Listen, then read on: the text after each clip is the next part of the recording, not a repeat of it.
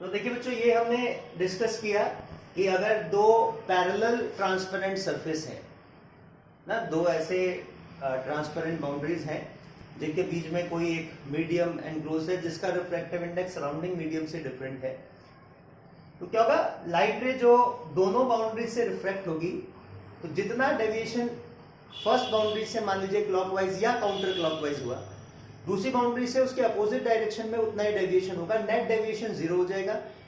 Emergent रे जो आएगी वो इंसिडेंट रे के पैरेलल ही आएगी, angle of incidence angle of emergence हमारे बराबर आएंगे।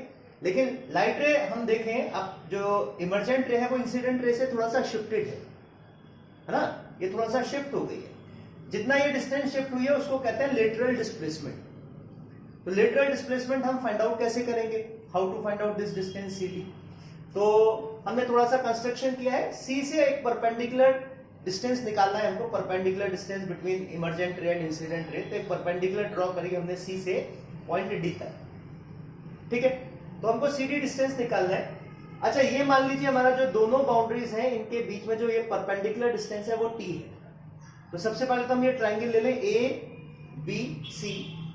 इस ट्राइंगल ए बी सी में हम देखें A B upon A C ratio, A B, अच्छा A B upon A C, A B तो बेस हो गई इस राइट एंगल ट्राइंगल की और ए सी हो गई हाइपोटेन्यूज। तो A B upon A C ratio आ जाएगा कॉसा। तो हम ए सी, ये जो डिस्टेंस है ए और सी, इसको लिख सकते हैं टी बाई कॉसा, ठीक है। और इसी तरह से ट्राइंगल ए सी डी में जो सी डी डिस्टेंस हमको निकालना है वो परपेंडिकुलर है और ये एंगल हमारा आई माइनस आर है। तो हम क्या करें, sine of I minus R ratio लिखे तो आ जाएगा perpendicular C D upon hypotenuse A C. A C की वैल्यू हम ऑलरेडी पहले कैलकुलेट कर चुके हैं, तो वो ए सी को हम सब्सटीट्यूट करेंगे तो हम सी डी लिख सकते हैं A C into sine I minus R और ए सी को लिख लें टी अपॉन कॉस आर। तो ये हमारा इतना लेटरल डिस्प्लेसमेंट है, ठीक है बच्चों। अब देखिए, इसी तरह से जैसे हमने ये दो प्लेन, दो बाउंड्रीज ली, दो रिफ्रैक्टिंग सरफेस जो कि एक दूसरे के पैरेलल हैं, अब की बार हम ऐसे ही दो प्लेन रिफ्रैक्टिंग सरफेस लेंगे जो कि एक दूसरे से एक सर्टेन एंगल पर इंक्लाइन होंगे, पैरेलल नहीं होंगे, they will be incline to each other, ठीक है।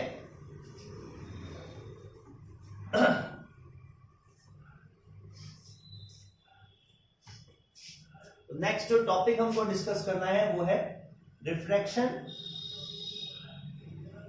फ्रॉम इंक्लाइन प्लेन सरफेस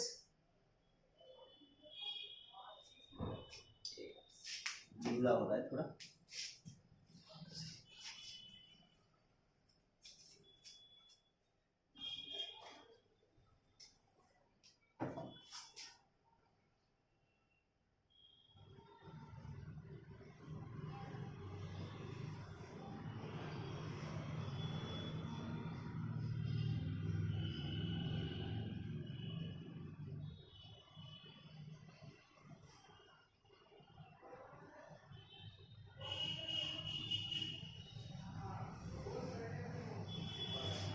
मान लीजिए refraction from plane surfaces which are inclined to each other.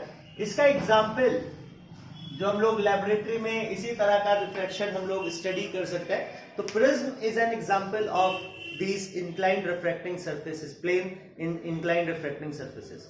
तो यहां पे देखिए हम क्या करेंगे, ठीक वैसे ही पैरेलल, जैसे हमने ग्लास स्लैब वाला केस लिया, जो रिफ्रैक्टिंग सरफेस है वो लेंगे तो हम पैरेलल,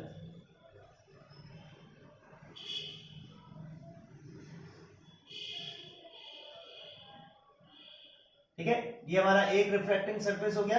इसी तरह से मान लीजिए ये हमारा दूसरा रिफ्रैक्टिंग सरफेस है,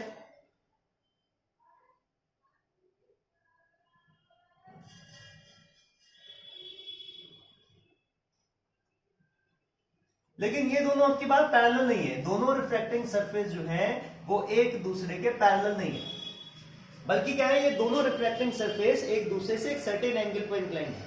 ये भी प्लेन सरफेस है, ये भी प्लेन सरफेस है, लेकिन ये पैरेलल ना होकर एक दूसरे के, ये दोनों सरफेसेस एक दूसरे से सर्टेन एंगल पर इंक्लाइन है। तो इनसे रिफ्रैक्शन हम लोग किस तरह से स्टडी करेंगे या क्या कैरेक्टरिस्टिक रहेंगी अगर लाइट रे पहले एक सरफेस से रिफ्रैक्ट हो, फिर वही लाइट रे, रिफ्रैक्टेड रे हमारी जाकर दूसरे सरफेस पर इंसिडेंट हो, यहां पर डेविएशन कैसा होगा लाइट रे के पाथ में, ठीक है, वो हम स्टडी करेंगे। तो जैसा मैं बताया था, इसका एक एग्जाम्पल हम लोग जो हम लोग लेबोरेटरी में यूज करते हैं वो है ग्लास प्रिज्म। लेबोरेटरी में आपने छोटी क्लास में 10th क्लास में देखा होगा कि एक ट्रायंगुलर शेप की ज्योमेट्री होती है जिसको हम प्रिज्म कहते हैं, वो इसी तरह का है।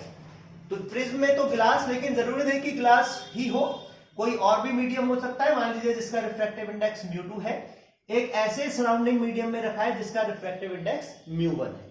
तो एक तरह से ये जो दोनों प्लेन सरफेसेस हैं जो एक दूसरे से सर्टेन एंगल पर इंक्लाइंड है, ये अपने अंदर एक μ2 रिफ्रैक्टिव इंडेक्स का मीडियम एनक्लोज करे हुए हैं और एक ऐसे सराउंडिंग्स में रखे हुए हैं जिसका रिफ्रैक्टिव इंडेक्स μ1 है।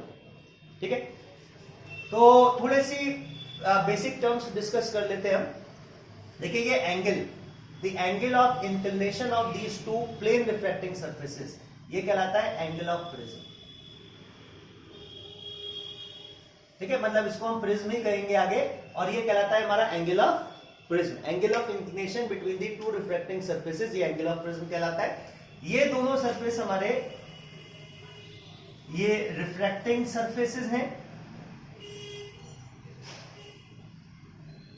ये लाइन जिस लाइन से ये इंक्लाइन है ये कहलाती है रिफ्रैक्टिंग एज।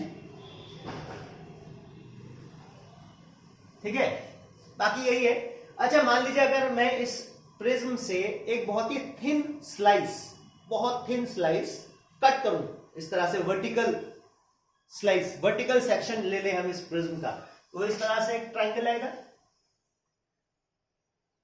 ठीक है, ये कहलाता है principal section of the prism. एक थिन स्लाइस अगर हम प्रिज्म से कट कर ले तो ये प्रिज्म का प्रिंसिपल सेक्शन कहलाता है। ठीक है, और आगे हम प्रिज्म को ऐसा ना दिखाकर उसके प्रिंसिपल सेक्शन से ही हम प्रिज्म को रिप्रेजेंट करें। ठीक है बच्चों, तो देखिए अगर मान लीजिए हम एक प्रिंसिपल सेक्शन प्रिज्म का लें और उससे लाइट रे का रिफ्रैक्शन स्टडी करें, हाउ लाइट रे will refract from these two inclined surfaces. Inclined means surfaces are plane but they are inclined to each other. तो मान लीजिए ये हमारा एक प्रिज्म है,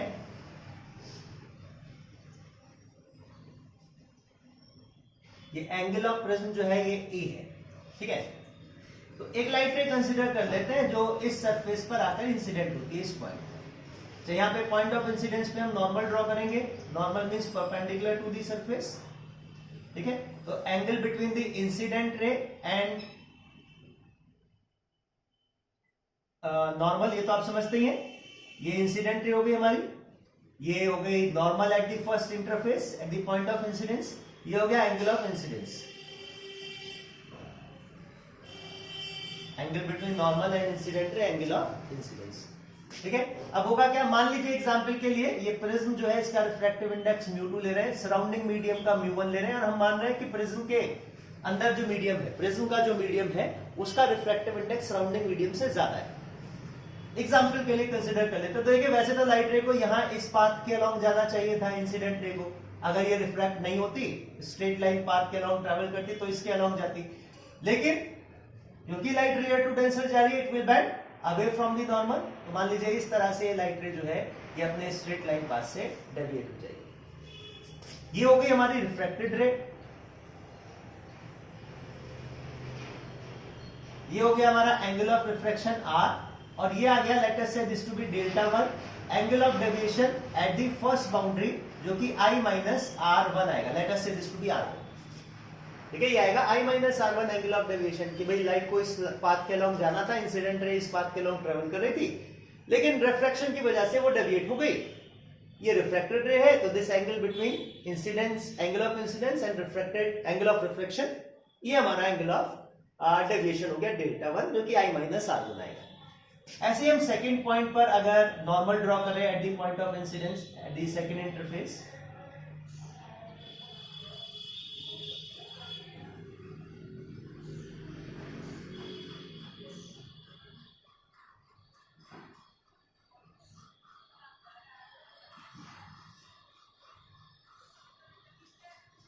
ठीक है, तो ये सेकंड बाउंड्री पे हमारा जो एंगल ऑफ इंसिडेंस आएगा, let us say this to B R2। ठीक है, सेकंड बाउंड्री पे जो हमारा एंगल ऑफ इंसिडेंस आएगा, let us say that to be R2। तो हम देखें अब लाइट रे हमारी जो है डेंसर टू रेयर जाएगी, it will bend away from the normal. ये हमारी आ जाएगी इमर्जेंट रे, और ये angle of emergence, sorry angle between normal and emergent रे, एंगल ऑफ इमरजेंस। ये सारी बेसिक सी टर्म्स है। अब देखें हम यहां पे इंसिडेंट रे और है, ये भी प्लेन बाउंड्रीज ही, लेकिन ये क्योंकि एक दूसरे से सर्टेन एंगल पर इंक्लाइंड है, तो हम देखें इंसिडेंट रे और इमर्जेंट रे जो है वो पैरेलल नहीं आएंगे, बल्कि वो एक सर्टेन एंगल से इंक्लाइंड है। मतलब रिजल्टेंट हम देखें, क्योंकि यहां पे भी लाइट रे डेविएट हुई है अपने स्ट्रेट लाइन पास से, रिफ्रैक्टेड रे को इधर जाना चाहिए था,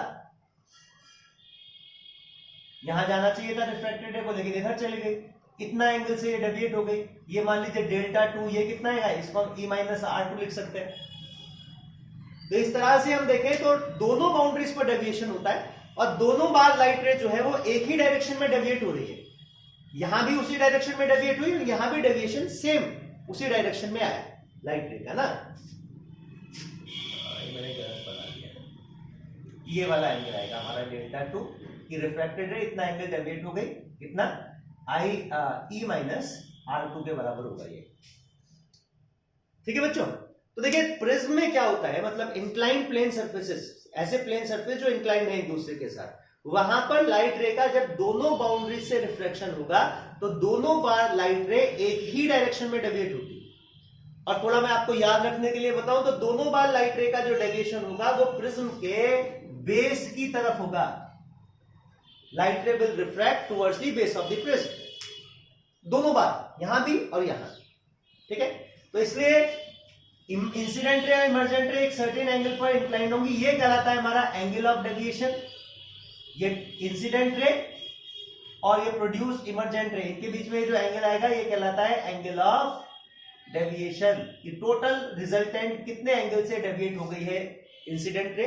तो इंसिडेंट रे इस पाथ के अलोंग चल रही थी, जब प्रिज्म से बाहर निकलेगी तो इस पाथ के अलोंग जाएगी, ये आएगा हमारा एंगल ऑफ डेविएशन। इसको हम डेल्टा के बराबर लिखते हैं। ठीक है, अच्छा ये आप समझते हैं, अगर ये डेल्टा 2 है तो ये भी डेल्टा 2 आएगा, और जो नेट डेविएशन होगा डेल्टा हमारा, वो फर्स्ट इंटरफेस पर delta deviation delta 1, second interface पर जो डेविएशन आएगा डेल्टा 2, उनके सम के इक्वल आएगा। वैसे भी दिख रहा है यहाँ इस ट्राइंगल में डेल्टा 1 प्लस डेल्टा 2 का सम डेल्टा 1। ठीक है बच्चों, ये तो हमारी मतलब बेसिक टर्मिनोलॉजी है जो कि हम इस पूरे सेक्शन में, जहां पर कि हम पढ़ेंगे refraction from plane surfaces which are inclined to each other, और you can say refraction from a prism. ये बेसिक टर्मिनोलॉजी हम लोग यूज करें कि इंसिडेंट रे क्या होती है, इमर्जेंट रे क्या होती है, एंगल ऑफ प्रिज्म क्या होता है, एंगल ऑफ डेविएशन क्या होता है। और ये आपको समझना है कि यहां पर जैसे प्लेन सरफेस में क्या होता था, पैरेलल सरफेस में क्या होता था, एक बार अगर क्लॉकवाइज डेविएशन हुआ तो दोबारा जो दूसरे सरफेस पे जो डेविएशन होगा वो एंटी क्लॉकवाइज होगा, दोनों न्यूट्रलाइज हो जाएंगे, रिजल्टेंट डेविएशन नहीं आएगा, इंसिडेंट और इमर्जेंट रे पैरेलल होंगे। यहां पर ऐसा नहीं होगा, यहां पर दोनों बार दोनों सरफेसेस पर जो डेविएशन होगा लाइट रे का वो towards the base of prism होगा, एक ही डायरेक्शन में। पहले डेविएट हुई और फिर डेविएशन और इंक्रीज हो गया। ठीक है बच्चों, तो देखिए अब इसी को आगे बढ़ाते हैं, कुछ एक्सप्रेशंस हम लोग ड्राइव कर सकते हैं for refraction from a glass prism.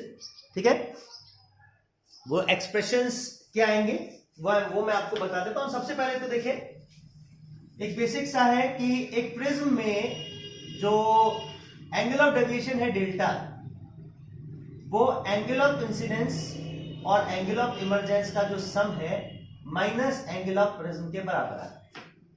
Delta equals to I plus E minus A ना, ये बेसिक सा फैक्ट है for the refraction from prism. ये हम एक्सप्रेशन ड्राइव करेंगे। अच्छा, इसमें एंगल ऑफ प्रिज्म जो है वो फर्स्ट बाउंड्री पर जो एंगल ऑफ रिफ्रैक्शन है R1 और सेकंड बाउंड्री पर जो एंगल ऑफ इंसिडेंस है R2, उनके सम के बराबर होता है हमेशा। ठीक है, ये भी हम लोग प्रूव करेंगे और इसी को यूज करेंगे, आप ऊपर वाला रिलेशन हम लोग ड्राइव करेंगे। ठीक है, तो स्टार्ट करते हैं।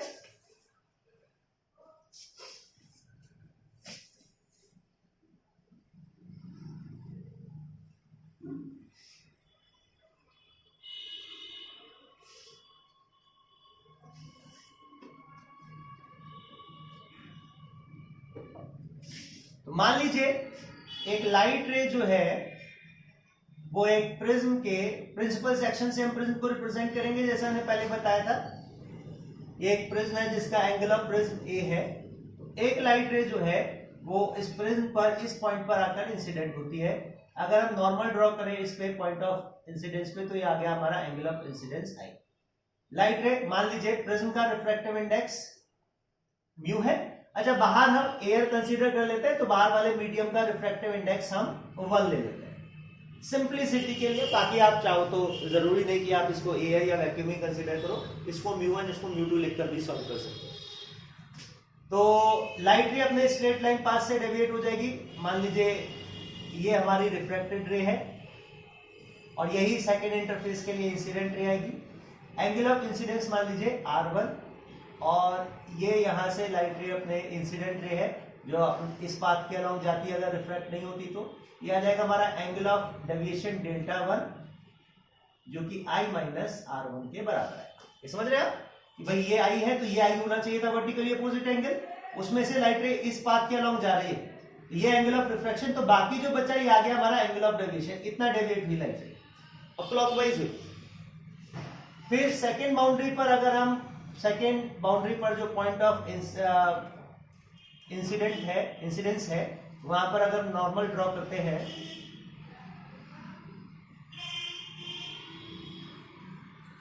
ये आ जाएगी हमारी सेकेंड बाउंड्री पर। पहली बाउंड्री से जो रिफ्लेक्टेड रे है वही सेकेंड के लिए इंसिडेंट रे है।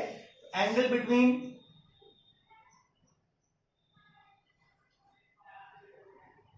Between incident ray and normally आ जाएगा, angle between refracted ray and normally आ जाएगा एंगल ऑफ रिफ्लेक्शन R। और लाइट रे वापस जब डेंसर टू रेयर जाएगी, it will bend away from the normal. तो फिर हम देखिए लाइट रे मान लीजिए इस पाथ के अलोंग ट्रेवल करती जब बाहर निकलेगी, ये है हमारा इमर्जेंट, ये है हमारी इमर्जेंट रे, और ये हो गया हमारा एंगल ऑफ इमर्जेंस E। देखिए वैसे तो लाइट रे को इस पाथ के अलोंग जाना चाहिए था, अगर सेकंड बाउंड्री पर रिफ्रैक्ट नहीं होती तो लाइट रे इस पाथ के अलोंग ट्रेवल करती भाई, लेकिन क्योंकि अब डेविएट हो गई है तो कितना डेविएट हो गई, ये एंगल आएगा हमारा सेकंड इंटरफेस पे एंगल ऑफ डेविएशन Δ2। ठीक है, अगर मैं मान लीजिए इमर्जेंट रे को पीछे और प्रोड्यूस करूं तो ये इंसिडेंट रे को यहाँ पे इंटरसेक्ट करेगी, तो ये अगर एंगल हमारा Δ2 है तो ये भी Δ2 आएगा, और ये आ जाएगा हमारा इंसिडेंट रे और इमर्जेंट रे के बीच का angle, angle of deviation delta. ठीक है, तो और ये डेल्टा जो है वो E माइनस R2 के इक्वल आएगा। Δ2 जो है वो हमारा E माइनस R2 के इक्वल आएगा, और एंगल ऑफ डेविएशन डेल्टा जो है वो इन दोनों एंगल्स का सब होगा, क्योंकि एक्सटीरियर एंगल है। और वैसे भी कॉमन सेंस से भी लिख सकता है कि भाई दोनों बार सेम डायरेक्शन में डेविएशन हो रहा है, यहां भी क्लॉकवाइज डेविएट हुई लाइट रे, यहां भी क्लॉकवाइज डेविएट हुई, तो टोटल डेविएशन जो आएगा वो फर्स्ट बाउंड्री से डेविएशन प्लस सेकंड बाउंड्री से डेविएशन के बराबर होगा, Δ1 प्लस Δ2।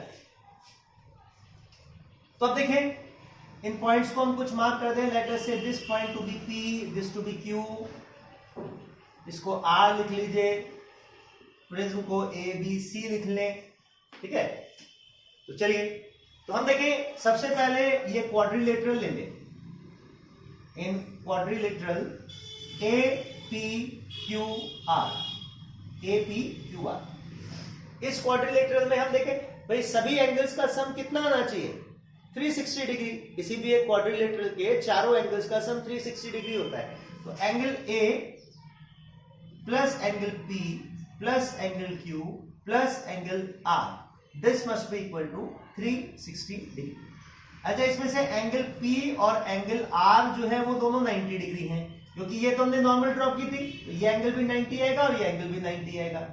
तो हम लिख सकते हैं angle A plus angle Q equals to 360 degree, और इन दोनों का सम 90 90 प्लस 180 इधर जाके माइनस हो जाएगा, तो 180 डिग्री आना चाहिए। Angle A plus angle Q must be equal to 180 degree. अच्छा, ये वाला ट्रायंगल ले लीजिए PRQ। In triangle PQR, in triangle PQR हम देखें angle P plus angle Q, angle P नहीं आएगा पूरा, angle R1 plus angle R2 plus angle Q का सम कितना आना चाहिए, 180 डिग्री। ट्रायंगल के तीनों एंगल्स का सम 180 डिग्री होता है। ये एंगल प्लस ये एंगल मिला के कितना होना चाहिए, 180 डिग्री, है ना। एंगल Q को यहाँ पे हम सब्स्टिट्यूट कर दें, एंगल Q को लिख सकते हैं फ्रॉम अपवर्ड, ये ऊपर वाले रिलेशन से 180 डिग्री माइनस A। तो हम लिखते हैं angle R1 plus angle R2 equals to 180 degree minus Q, और Q को लिख लें एंगल A, एंगल A नहीं 180 degree minus angle A, 180 degree minus angle A। देखिए ये आ जाएगा हमारे पास R1 plus R2 angle will be equal to angle of prism. जो मैं आपसे कह रहा था पहले कि ये कंडीशन आ जाएगी angle of prism, first boundary पर जो एंगल ऑफ रिफ्लेक्शन और सेकंड बाउंड्री पर जो एंगल ऑफ इंसिडेंस होता है हमेशा उसके सम के इक्वल आएगा। ठीक है बच्चों, तो ये हमारे पास आ गया A equals to R1 plus R2। तो देखिए अगर हमको एंगल ऑफ डेविएशन लिखे हम, तो जैसा मैंने बताया एंगल ऑफ डेविएशन आएगा delta 1 plus delta 2, deviation from first surface plus deviation from second surface. First surface पर जो डेविएशन है वो मैंने आपको बताया, आप उसको आई माइनस R1 लिख सकते हैं। सेकंड सरफेस पे जो डेविएशन है आप उसको E माइनस R2 लिख सकते हैं। तो आप देखें आप इसको I plus E minus R1 plus R2 लिख सकते हैं, और R1 प्लस R2 को भी मैंने बताया आप एंगल ऑफ प्रिज्म लिख सकते हैं। इस तरह से बड़ी ही आसानी से हम लोग ये रिलेशन ड्राइव कर सकते हैं कि किसी भी एक प्रिज्म के लिए उसका एंगल ऑफ डेविएशन डेल्टा जो है वो angle of incidence plus angle of emergence minus angle of prism के बराबर होता है। ठीक है बच्चों, तो ये एक एक्सप्रेशन जो कि आपके लिए यूजफुल होगा वो हमने ड्राइव किया है, और आगे भी प्रिज्म के लिए इसी तरह से हम आगे और कुछ इंपॉर्टेंट एक्सप्रेशंस हैं जो हम लोग ड्राइव करेंगे। ठीक है।